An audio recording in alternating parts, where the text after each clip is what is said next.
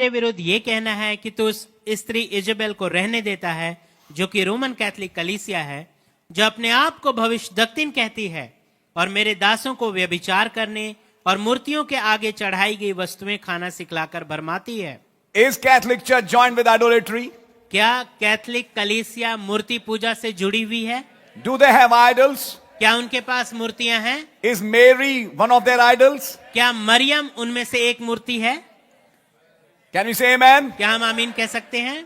God really bless you because there's a Holy Ghost here who's seeing that. प्रभु आपको वास्तविकता में आशीष दे, क्योंकि पवित्र आत्मा यहाँ है जो इसे देख रहे हैं। And to eat things sacrificed unto idols. और उसको मूर्तियों पे चढ़ी गई वस्तुएं खाना सिखलाती है। Listen, brother. सुनिए भाई, Each line is a deep teaching. हर एक लाइन में गहरी शिक्षा है। Eating things sacrificed unto idols. हर एक वो चीज जो एक मूर्ति के ऊपर चढ़ाई गई है, इसे खाना। Now listen. अब सुनिए, This is not just eating rice and laddus. ये चावल और लड्डू खाना नहीं है। This is not eating some bundi, ये कुछ बूंदी खाना इससे मतलब नहीं है, which is given to idols. जो कि मूर्तियों पे चढ़ाया जाता है। This thing sacrificed to idols is something else. ये चीजें जो मूर्तियों पे कुर्बानी चढ़ाई गई है, ये कुछ और है। It is partaking from the doctrines she teaches. ये वो शिक्षा जो वो सिखाती है, उसमें भाग लेना है, To become a part of it उसका एक हिस्सा बनना है। is partaking from things sacrificed to idols. ये है वो चीज जो मूर्तियों के ऊपर चढ़ाई गई वस्तुएं खाना है। I think you're understanding it. मैं आशा करता हूं आप इसे समझ रहे हैं। And the true bride will be away million miles from such things. और ऐसी चीजों से सच्ची कलीसिया दसियों लाख मील दूर होगी। I think you're understanding it. मैं आशा करता हूं आप समझ रहे हैं। Partaking from things sacrificed to idols means partaking from her doctrines.